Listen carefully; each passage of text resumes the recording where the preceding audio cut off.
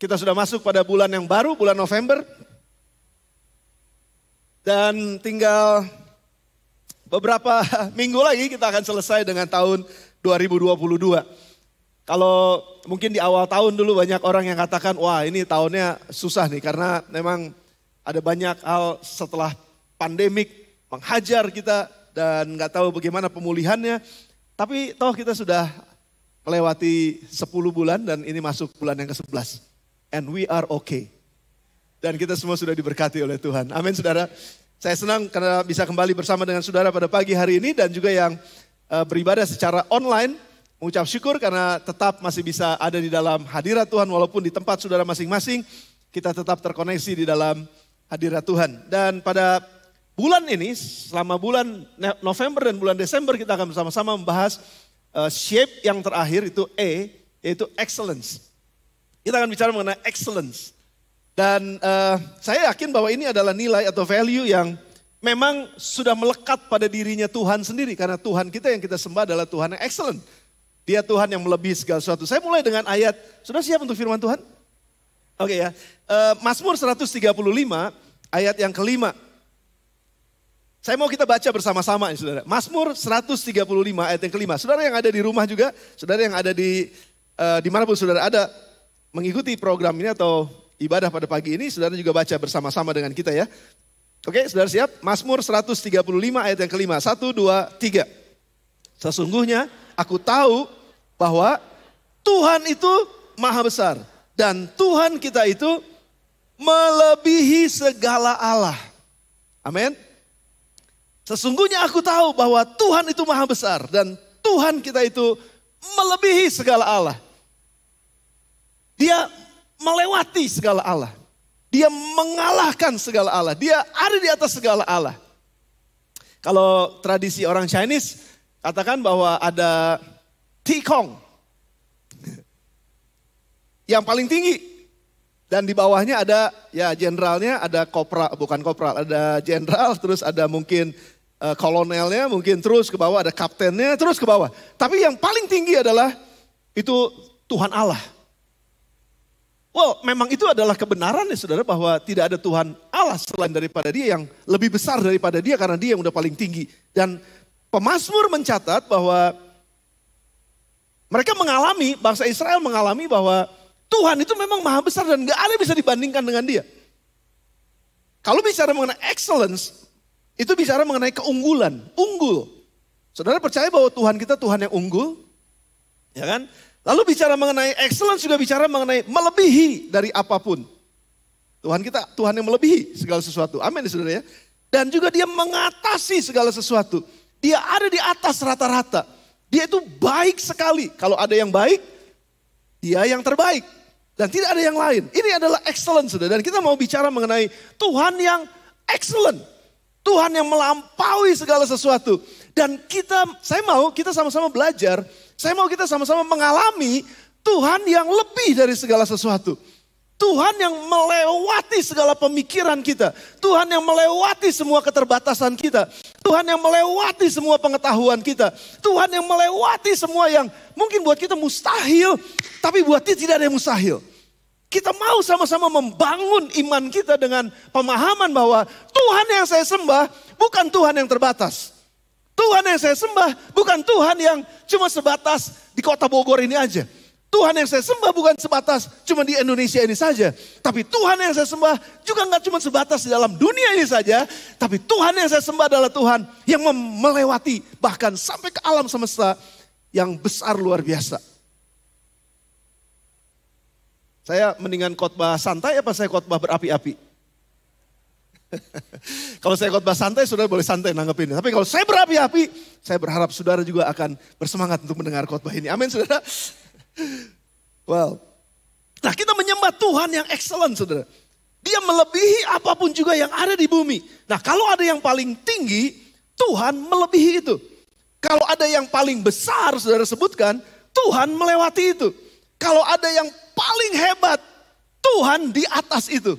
Kalau ada yang paling bisa, dia mengatasi itu. Jadi siapa yang bisa mengalahkan Tuhan kita? Tidak ada saudara. Siapa yang bisa melewati Tuhan kita? Tidak ada.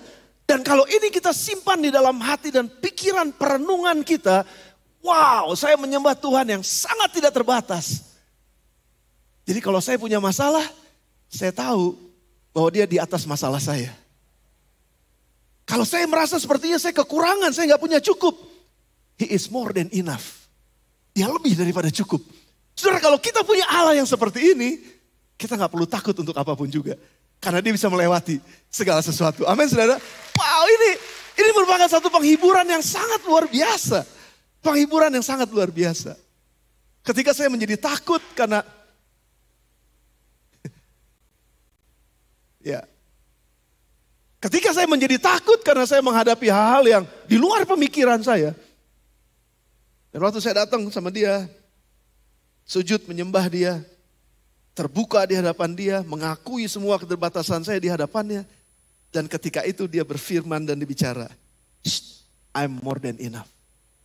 Aku lebih daripada cukup. Kamu sedang memerlukan apa? Aku lebih daripada cukup. Kamu sedang takut seperti apa? Aku lebih daripada cukup. Kamu sedang mengalami apa? Aku lebih daripada cukup. Dalam nama Tuhan Yesus, Tuhan akan menjamah orang itu. Haleluya. Dalam nama Tuhan Yesus ada kuasa di dalam kelebihan yang Tuhan punya buat kita. Tuhan Allah melebihi segala sesuatu di atas muka bumi ini. Nah, Alkitab mencatat begitu banyak peristiwa yang menyatakan pada akhirnya apa yang pemazmur katakan. Ketika pemazmur bilang, sesungguhnya aku tahu bahwa Tuhan itu maha besar dan bahwa Tuhan itu melebihi segala Allah. Karena ada cerita-ceritanya, ada kesaksiannya.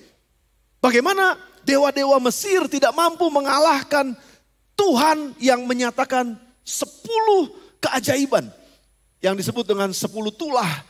Dan mencoba semua nabi-nabi atau semua imam-imam di Mesir. Mencoba untuk mengalahkan apa yang Tuhan lakukan melalui tongkatnya Musa. Mereka bisa lakukan, tapi Tuhan melakukan lebih besar. Mereka bisa mungkin mengubah tongkat menjadi ular, tapi ular yang dibuat oleh dewa-dewa di Mesir dimakan sama tongkat atau ular dari tongkatnya Musa. Artinya kuasa Tuhan lebih besar. Dunia ini punya banyak kuasa. Ada banyak orang-orang mungkin yang berkuasa. Ada mungkin banyak roh-roh yang berkuasa atas dunia ini. Tapi semua pada satu saat tunduk di hadapan Tuhan. Karena tidak ada nama lain di bawah kolong langit ini yang di dalamnya kita bisa diselamatkan. Cuma nama di atas segala nama. Dan di atas nama itu setiap lutut bertelut, setiap lidah mengaku. Namanya siapa? Yesus. Dan Yesus adalah Tuhan yang luar biasa yang di atas segala-galanya. Semua akan mengaku itu, saudara. Bagaimana dengan dewa-dewa Dagon ketika tabut perjanjian Tuhan dibawa atau dirampas masuk ke negeri Filistin dan ditaruh di kuil dewa Dagon katanya. Yaitu dewa-dewa berdiri di sana, terus kuil di dalam kuil itu ada dewa-dewa di sana, lalu tabut perjanjian Tuhan juga berdiri di sana karena ditaruh oleh orang Filistin di sana. Dan tiba-tiba malam-malam itu nggak tahu apa yang terjadi. Pagi-pagi waktu mereka masuk, itu semua patung-patung dewa Dagon bersujud di hadapan mezbahnya Tuhan. Wah, dipikirnya ada yang iseng nih. Lalu penjaga-penjaga kuil itu benerin lagi, dibenahin lagi, dibirikin lagi semuanya, didudukin lagi. Udah, pokoknya ini kayaknya ada yang iseng. Besok-besok pagi ketika mereka masuk lagi, bukan cuma sekedar bersujud. Patungnya patah-patah, saudara. Patungnya hancur-hancur semuanya di hadapan mezbah Tuhan. Tabut Tuhan. Menyatakan bahwa orang Israel percaya bahwa ini menyatakan bahwa Tuhan melebihi segala Tuhan. Dan mereka menyembah Tuhan yang seperti ini. Dan kita mengucap syukur pada pagi hari ini. Karena kita menyembah Tuhan di atas segala Tuhan. Kita ada dalam hadirat Tuhan di atas segala Tuhan. Nah, kalau saudara mau beri tepuk tangan buat Tuhan kita yang luar biasa itu, saudara. Dia luar biasa. Ketika Paulus menghadapi di Efesus, saudara, dia lihat ada begitu banyak dewa-dewa. Dan yang dewa yang paling terkenal pada saat itu adalah Dewi Artemis. Ya, dikenal sampai ke seluruh dunia katanya. Bahkan orang jualin patung-patungnya. Karena kemanapun orang pergi kalau bawa Dewi itu kayaknya ini kebesarannya luar biasa. Tapi ketika Yesus diberitakan, ada banyak orang percaya kepada kematian dan kebangkitan Kristus. Mereka percaya bahwa Yesus Kristus adalah Tuhan dan dia adalah anak Allah yang menciptakan segala langit bumi besar isi. Dan mereka kembali berbalik menyembah Tuhan Allah yang menciptakan langit bumi beserta isinya, yang disebutkan di dalam nama Tuhan Yesus. Dan ketika mereka percaya kepada Yesus, mereka meninggalkan kekuatan Dewi Artemis. Dan dikatakan begini, Dewi Artemis kekuatannya memudar. Saudara, gak ada satupun yang dapat menyamai kebesaran Tuhan kita. Dan mari kita sama-sama taruh itu dalam hati dan roh kita, bahwa sungguh dia Allah yang luar biasa. Bahwa dia adalah Tuhan Allah yang tidak terbatas oleh apapun juga. Puji nama Tuhan. Efesus pasal yang ketiga ayat yang ke-18. Ini doanya Paulus buat seluruh sidang jemaat. Khususnya di Efesus dan buat kita semua. Aku berdoa supaya kamu bersama-sama dengan segala orang kudus dapat memahami betapa lebarnya dan panjangnya, tingginya dan dalamnya kasih Kristus. Dan dapat mengenal kasih itu sekalipun. Paulus menyatakan ini, kasih itu melampaui, melewati segala pengetahuan. Aku berdoa supaya kamu dipenuhi dalam seluruh kepenuhan Allah. Dan ini menjadi doa kita juga semua sama-sama saudara. Supaya kita bisa mengenal kasih Tuhan begitu lebar, begitu panjang, begitu tinggi, begitu dalamnya kasih Tuhan. Dan kita tinggal di dalam kasih itu. Walaupun katanya kasih itu melampaui segala pengetahuan manusia. Kita terbatas saudara untuk bisa mengenal kasih Tuhan. Kalau kita bilang bahwa kita mengasihi Tuhan. Dan Tuhan mengasihi saya, sebenarnya masih ada kasih Tuhan yang lebih besar daripada cuma sekedar yang kita tahu. Begitu besar kasih Tuhan. Dia Allah yang tidak terbatas sekali lagi melampaui segala akal pengetahuan. Ambil contoh satu aja nih saudara. Saya lagi ngerenung kemarin ya. Karena saya setiap kali lewat tukang buah saya ngelihat mangga 10.000. Mangga 10.000, mangga 10.000, mangga 10.000. Di mana-mana mangga. Ini lagi musim mangga rupanya. Jadi nanti saudara setelah khotbah ini saya berharap saudara beli mangga. Ya, jadi saya ngelakuin tukang buah. Waktu ngelihat mangga saudara, saya tuh suka banget sama mangga. No doubt about it. Jadi setiap kali makan mangga tuh biasanya sama biji-bijinya tuh digerogotin. Karena kan enak itu ya saudara. Nah, tapi waktu saya coba renungkan, waktu Tuhan ciptakan satu buah mangga, ini dia tuh menciptakan lebih dari cuman sekedar buah.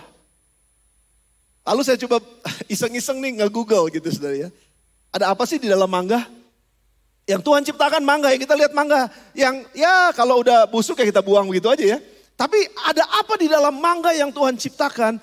Ini bukti bahwa dia menciptakan lebih dari cuman sekedar mangga. Di dalam mangga ada 1,2 sampai 2 gram serat. Jadi kalau ada yang kurang serat, makan mangga. Pasti lancar. 15 gram karbohidrat. 1 sampai 1,5 gram protein. 55 sampai 60 miligram vitamin A. 35 sampai dengan 60 miligram vitamin C. 9 miligram vitamin E. 10 sampai 15 miligram kalsium. 10 sampai 15 miligram magnesium. 200 miligram kalium. 14 sampai 20 miligram fosfor. Ditambah lagi kandungan vitamin B, kandungan vitamin K, likopen dan air. Dan bukan itu saja, menurut penelitian dokter Halodoc. Mangga menurunkan resiko penyakit jantung. 1, 2, mangga mencegah efek buruk radikal bebas. Yang ketiga, mangga menjaga daya tahan tubuh. Yang keempat, mangga menjaga kesehatan mata. Yang kelima, mangga menjadikan kulit menawan. Jadi kalau ibu-ibu lagi mau kulitnya menawan, ayo yang wanita-wanita makan mangga aja. Makan mangga biar banyak, tapi jangan sampai kebanyakan. Nanti seratnya terlalu banyak, jadi buangnya terlalu banyak. Saudara, ini cuma sedikit aja dari pengetahuan, di luar pengetahuan kita sebenarnya. Luar biasa Tuhan kita. Tuhan yang ajaib, Tuhan yang luar biasa. Dan kalau ada ya orang yang dalam kekhawatiran dalam kehidupannya. Aduh saya khawatir nih. Gimana ya menghadapi tahun 2023 katanya tahun yang gelap katanya. Wah ini udah sering banget kita dengar ya. Di mana-mana sering kita dengar. Dan juga aduh usaha kayaknya semua lagi terkena benar dampaknya. Aduh nanti gimana anak sekolah. Nanti anak udah mau mulai kuliah tahun depan. Aduh gimana ya ada banyak kekhawatiran. Well saudara sekali lagi Tuhan yang kita sembah adalah Tuhan yang melampaui setiap kebutuhan kita. Dia sanggup untuk memberikan, mencukupkan, melampaui setiap kebutuhan kita. Manusia khawatir tentang makanan. Manusia khawatir tentang minuman. Manusia khawatir tentang pakaian. Manusia khawatir tentang rumah, di mana nanti saya bisa tinggal. Manusia khawatir tentang pekerjaan. Manusia khawatir tentang bisnisnya. Manusia khawatir tentang tahun politik. Manusia khawatir tentang masa depan. Ada begitu banyak kekhawatiran-kekhawatiran karena penyakit dan lain sebagainya. Tapi Paulus mencatat dalam Efesus tadi dilanjutkan. Bagi dialah yang dapat melakukan jauh lebih banyak. Excel. Dia exceed. Jauh lebih banyak daripada apa yang kita doakan atau kita pikirkan. Seperti yang ternyata dalam kuasa yang bekerja di dalam kita. Orang percaya berdoa dan berpikir itu adalah bagiannya. Tapi Tuhan yang kita percaya, Tuhan yang akan melakukan jauh lebih besar daripada apa yang kita doakan dan yang kita pikirkan. Dia Allah yang excellent. Dia Allah yang melampaui segala sesuatu. Dia Allah yang tidak pernah berubah. Dulu, sekarang, sampai selama-lamanya. Dia selalu Allah yang more than enough. Lebih daripada cukup. Jadi kalau saya khawatir, kalau saudara khawatir, kalau kita khawatir, datang sama Tuhan. Serahkanlah segala kekhawatiranmu kepadanya sebab Dia yang memelihara engkau dalam segala hal. Ucapkan dengan permohonan dan ucapan syukur dalam doa kepada Tuhan. Ucapkan apa yang menjadi kekhawatiranmu. Itu dalam doa. Dan pikirkan bagaimana saya bisa melakukan. Apa yang bisa saya lakukan. Itu adalah tugas kita. Kita kerja, jangan malas. Kita berusaha, jangan malas. Kita berpikir, jangan malas. Bahkan kita pikirkan yang lebih jauh yang bisa kita pikirkan. Sejauh apapun yang bisa kita pikirkan. Pikirkan itu sungguh-sungguh. Secara excellent. Tetapi percayalah saudara. Dengan firman ini katakan.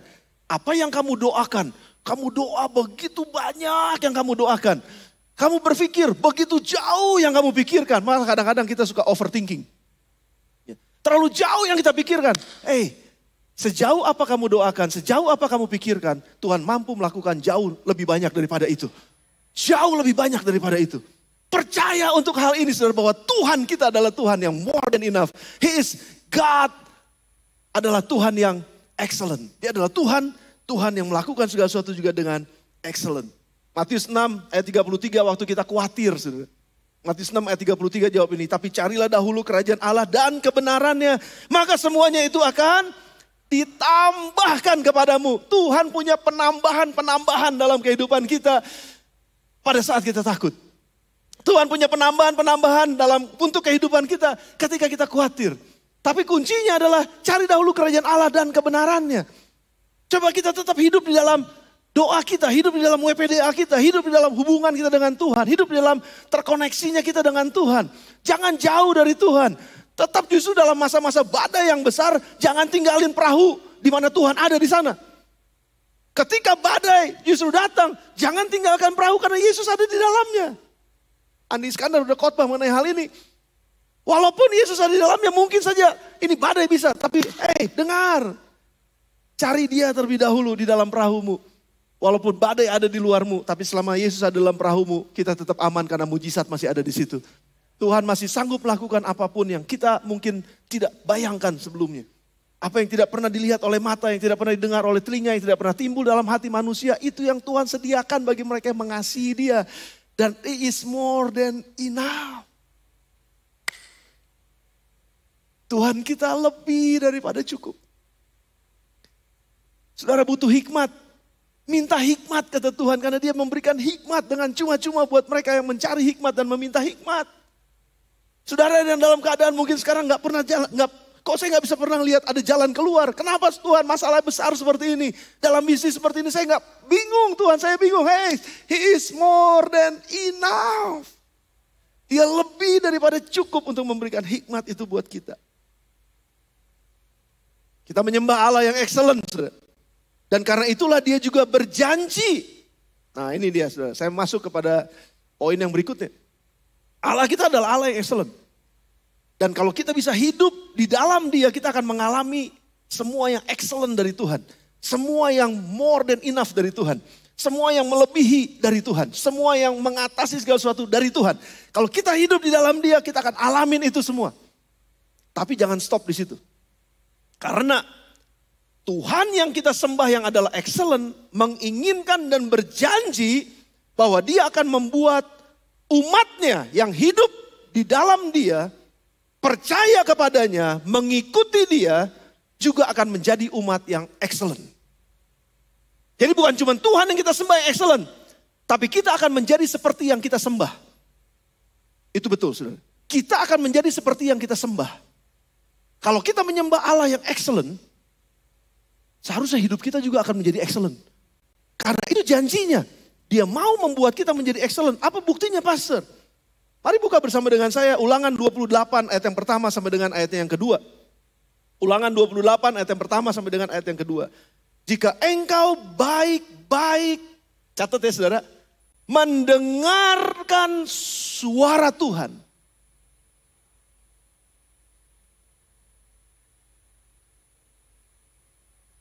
Jika engkau baik-baik mendengarkan suara Tuhan, Allahmu,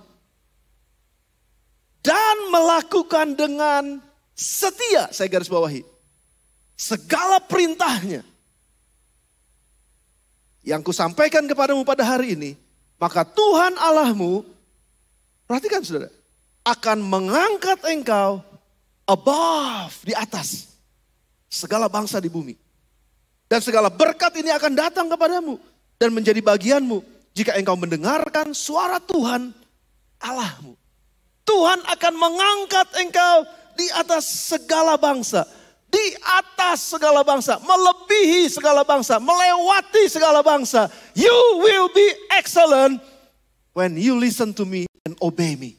Itu yang Tuhan bilang, saudara. Kalau engkau betul-betul mendengarkan dengan baik suara Tuhan dan melakukannya dengan setia. Setia, nggak sekali-sekali dengar suara Tuhan, nggak sekali-sekali melakukan firman Tuhan, tapi setiap kali dengar firman Tuhan, setiap kali melakukan firman Tuhan, setia, terus menerus, nggak berkesudahan, terus berkelanjutan, terus setiap hari, terus setiap saat, selalu mengingat Tuhan, mencari dahulu kerajaan Allah dan kebenarannya, mendengar firman Tuhan dan melakukannya, setia, katakan bersama setia. Setia, kalau engkau setia, maka engkau akan menjadi seperti yang engkau sembah. Dalam konteks ini menjadi excellent. Karena Tuhan kita adalah Tuhan excellent, maka dia berjanji bahwa dia akan angkat engkau di atas segala bangsa di bumi. You will be excellent. Dalam kuliahmu, dalam sekolahmu, dalam bisnismu, dalam pekerjaanmu, dalam profesimu. Kalau engkau mendengar suara Tuhan dan melakukannya dengan setia, maka engkau akan diangkat. Engkau akan menjadi excellent dalam pekerjaanmu. Engkau akan menjadi excellent dalam pekerjaan dan usahamu. Engkau akan menjadi excellent di dalam kuliahmu, dalam pelajaranmu atau dalam sekolahmu. Engkau akan menjadi excellent di dalam apapun yang engkau lakukan. Engkau akan melebihi yang lain. That is His promise. Itu janji Tuhan, saudara. Karena dia adalah Allah yang excellent. Dan dia mau supaya kita juga jadi excellent. Aristoteles, seorang filsuf Yunani kuno, pernah tuliskan ini, lama banget dia pernah tuliskan ini. We are what we repeatedly do. Excellence then is not an act, but a habit. Kita akan menjadi apa yang kita lakukan berulang-ulang. Kalau kita melakukannya terus berulang-ulang, kita akan jadi seperti itu. Itu yang dia bilang, saudara. Kalau kita setia terus melakukan firman Tuhan, kita terus setia melakukan perintah Tuhan, kita terus setia melakukan apa yang Tuhan mau, kita akan menjadi seperti Tuhan. Bukan menjadi Tuhan, kita menjadi seperti Tuhan. Punya karakternya Tuhan. Punya kebiasaan-kebiasaan yang pada akhirnya, yaitu menjadi kebiasaan kita, menjadi habit kita, menjadi budaya kita. Apa yang kita kerjakan menjadi excellent. Kalau kita lakukan itu dengan sungguh-sungguh. Saudara, berapa banyak di antara saudara yang mau jadi excellent? Saya mau sih. Saudara mau jadi excellent dalam pekerjaan saudara? Apa aja ya? Apa aja yang kita kerjakan, kita jadi excellent. Dan itu akan membuahkan hasil, saudara. Mari kita lihat bagaimana Tuhan memberkati orang yang taat mendengar firman Tuhan dan melakukannya. Berkat apa saja yang akan mereka terima ketika mereka taat mendengar firman Tuhan dan melakukannya dengan setia menjadi habit. Dan itu menjadi habit, excellent menjadi habit yang memang hidup di dalam kehidupannya.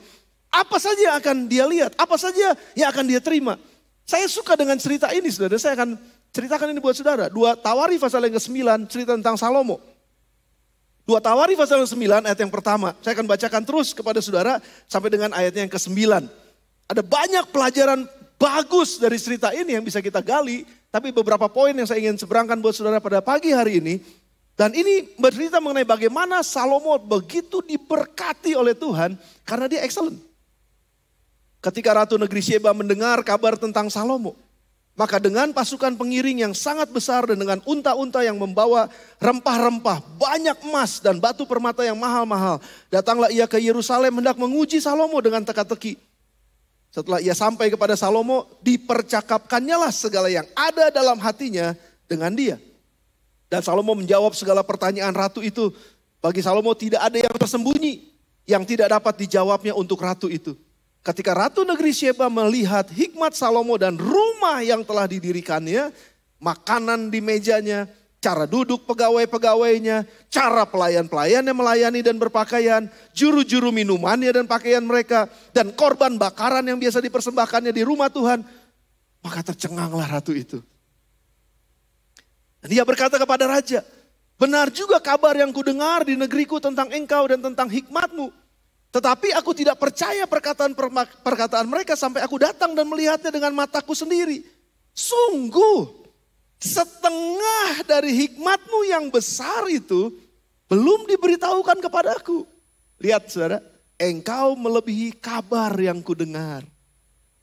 You are excellent. Kamu above, kamu di atas, kamu melewati, kamu melebihi apa yang aku dengar. Luar biasa hikmatmu, wow. Itu kira-kira saudara. Ayat 7, berbahagialah orang-orangmu dan berbahagialah para pegawaimu. Ini yang melayani, yang selalu melayani engkau dan menyaksikan hikmatmu. Terpujilah Tuhan Allahmu yang telah berkenan kepadamu sedemikian. Hingga ia mendudukan engkau di atas tahtanya sebagai raja untuk Tuhan Allahmu. Karena Allahmu mengasihi orang Israel, maka ia menetapkan mereka untuk selama-lamanya dan menjadikan engkau raja atas mereka untuk melakukan keadilan dan kebenaran. Lalu diberikan kepada raja 120 talenta emas dan sangat banyak rempah-rempah dan batu permata yang mahal-mahal. Tidak pernah ada lagi rempah-rempah seperti yang diberikan Ratu Negeri Sheba kepada Raja Salomo itu. Saudara, excellent itu terlihat. Bukan cuma sekedar diucapkan, tapi terlihat. Bisa kelihatan dalam bentuk pekerjaan, dalam bentuk hasil karya, dalam bentuk pelayanan. Excellent itu bisa kelihatan. Jadi kalau kita bicara tentang, wah Tuhan kita excellent, puji Tuhan. Bagaimana dengan umatnya? Umat Tuhan excellent atau enggak? Ya itu peristiwa yang berbeda saudara. Tetapi Tuhan mau justru sekarang kalau kita mengenal dia sebagai Allah yang excellent, kita menyembah dia sebagai Allah yang excellent, sebagai Allah yang lebih dari segala sesuatu, maka kita pun seharusnya hidup di dalam kebenaran itu dan menghidupi kebenarannya, menghidupi karakternya, sehingga satu saat kita pun akan menjadi orang-orang yang seperti yang kita sembah. Dalam hal ini, dalam hal excellent. Jadi dalam pekerjaan kita bisa jadi excellent saudara. Dan apa yang terjadi ketika kita excellent, ini yang tadi disampaikan oleh cerita Raja Salomo. Bagaimana katanya ratu itu melihat hikmatnya Salomo itu ada di dalam rumah yang didirikannya. Pertanyaannya, apakah kita excellent di rumah kita? Melebihi segala-galanya, melebihi segala sesuatu. Apakah waktu kita bekerja di rumah kita, apakah kita bekerja di gereja ini, apakah kita sedang bekerja di perusahaan kita yang menjadi rumah kita. Setiap saat kita ada di situ, setiap hari kita ada di situ. Bagaimana pengelolaannya? Bagaimana kita melakukan tugas-tugas kita? Bagaimana kita melakukan manajemen yang harus dilakukan? Bagaimana kita mengatur keuangan kita? Bagaimana kita mengatur SDM, sumber daya manusia yang ada? Kalau saudara adalah pengusaha, kalau saudara orang yang memiliki perusahaan atau saudara bekerja di kantor, bagaimana saudara memanage pekerjaan saudara? Bagaimana saudara memanage orang-orang yang ada di dalam rumah saudara? Bagaimana makanan di mejanya, SOP-nya jelas atau enggak? Bagaimana cara duduk pegawai-pegawainya? Bagaimana cara pelayannya melayani dan berpakaian? Juru-juru minumannya, pakaian mereka, korban bakaran yang biasa dipersembahkan di rumah Tuhan. Secara ibadah pun Salomo excellent. Saudara jangan bilang bahwa ibadah ini ya cuma ibadah doang, kok cuma ibadah aja ya udah biasa-biasa aja gitu. Kita justru dalam gereja ini kita mau belajar untuk mempersembahkan sesuatu yang excellent. Yang gak asal jadi. Dalam pekerjaan pun sama. Kalau saudara bangun rumah, jangan asal jadi. Yang penting ada tuh rumahnya. Ntar 2-3 bulan bocor. Ntar 2-3 bulan catnya ngeletek. Apa tuh? Catnya ngeletek. Ngeletek apa sih? Kelupas ya. Baru 4-5 bulan tiba-tiba ini apa ubinnya, lantainya itu pecah, tuk gitu naik. Orang yang ngelihat kerjaan ini, apa sih ini kerjaan? Nggak excellent. Saudara jadi guru misalnya. Saudara persiapan nggak untuk ngajar? Saudara yang ada di dunia pendidikan. Saudara berpikir nggak bagaimana caranya supaya anak-anak yang kita didik ini punya nilai tambah yang besar gitu kalau mereka ada di sekolah kita misalnya. Kepikiran nggak saudara? Untuk excel, untuk ada di atas rata-rata. Dan itu yang dilakukan oleh Salomo. Ketika Salomo punya hikmat dari Tuhan dan dia adopt hikmatnya Tuhan, dia minta hikmatnya Tuhan dan dia lakukan apa yang harus dia lakukan sebagai seorang raja dengan tugas dan job desk dia sebagai raja, dikatakan bahwa hikmatnya itu dilihat oleh Ratu Negeri Sheba. Terlihat. Ada banyak orang pinter, ada banyak orang punya doktor, punya PhD. By the way saudara, S3, segala macam dah. Banyak banget deretan di belakang namanya. Tapi kerjaannya gak beres. Ya kerja juga gak bisa. Gak kelihatan hikmatnya itu dalam bentuk karya gitu. Gagasan.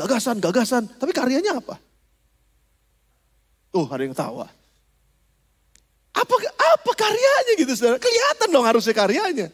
Iya kan? Karena hikmatnya banyak. Kalau hikmatnya banyak itu bentuk karya itu jelas. Dan itu yang dilakukan oleh Salomo dan itu excellent saudara. Sebagai pendeta saya juga menyadari bahwa saya nggak bisa cuman sekedar nama saya aja pendeta Arif Multi. Loh pendeta itu berat itu. Jangan sembarangan jadi pendeta. Kalau saudara pendeta, yang mendengar juga sama yang dimanapun saudara ada. Kalau saudara gembala sidang, saudara pendeta. Jangan main-main dengan gelar itu. Apakah kita bisa menjadi contoh dalam kehidupan kita, dalam keluarga kita, dalam pekerjaan kita, dalam pelayanan kita. Menjadi orang-orang yang excellent artinya berpikir jauh ke depan gitu, melewati yang biasa. Karena itu adalah gambaran Tuhan. Nah sekarang pertanyaannya adalah, apa berkat buat mereka yang excellent? Apa berkat buat mereka yang excellent? Nomor 1, 2 Tawaris 9 ayat yang pertama. Saya udah itemin di sana, kalau bisa balik lagi kepada slide yang sebelumnya. Ketika Ratu Negeri Sheba mendengar kabar tentang Salomo, mendengar kabar. Saudara, orang yang excellent pasti akan masuk radar orang-orang hebat. Orang-orang yang kerjanya excellent pasti masuk radar direkturnya. Orang yang kerja dengan excellent pasti masuk kabarnya didengar. Saudara kalau kita baca cerita ini, waktu itu kan belum ada Instagram. Waktu itu belum ada Facebook, waktu itu belum ada sosial media apapun. Koran belum ada, TV belum ada macam-macam. Tapi Ratu Negeri Sheba ini dibilang ratu dari negeri selatan yang sangat jauh.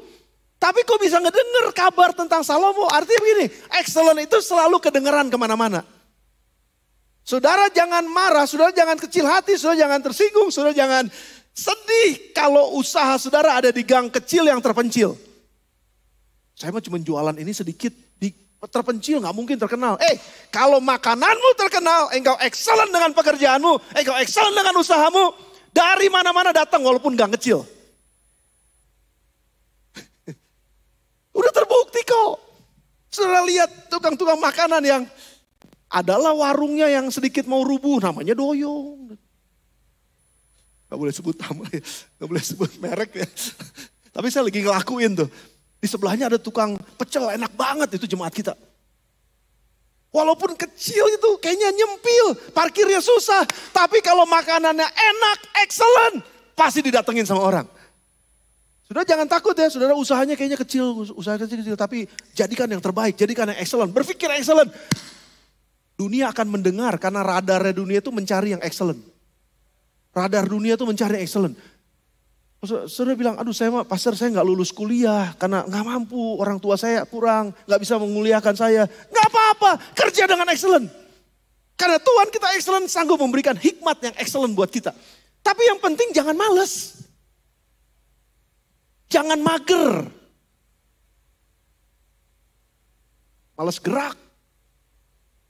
Jangan nunda-nunda kalau ada kerjaan. Kerjain dengan sungguh-sungguh. Saudara, yang pertama, kabar tentang saudara, kalau engkau excellent, itu didengar. Nggak perlu promosi banyak, mulut ke mulut, jadi promosi.